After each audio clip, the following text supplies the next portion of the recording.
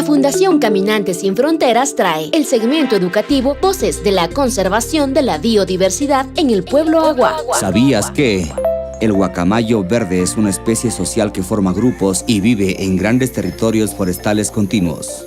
Se encuentra en peligro de extinción por la destrucción de su hábitat, tráfico ilegal y fragmentación de su ecosistema. Detén la destrucción de su hábitat, salva al guacamayo verde de la extinción por tráfico ilegal.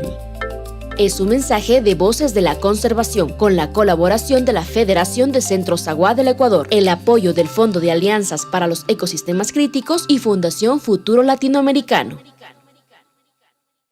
Fundación Caminantes Sin Frontera Karamdi Urusa Kamdamisna Pichpara Cuidagin Swashpa Puebla Wagin Pinat Kish Kuya Pichtamne Mazachichue Peldu Wanmaki Karatue Engal Katsatemal Ane Pena Cuidaruchay Manas Kashimdi Pañayel Dañegit Kuaga Painiyaga Permisuchi Kara Swashpa Naidraga Anengin Techa Dañegimdo Pañayel Chaguldi Kuya Pichtamda Kamanba Painiamdo Agua Permisuchi Ane masakainami pichpara cuidagin yen waindu fecaigasa cara que waindu Fondo de Alianzas para el Ecosistema Críticos cara Fundación Futuro Latinoamericano.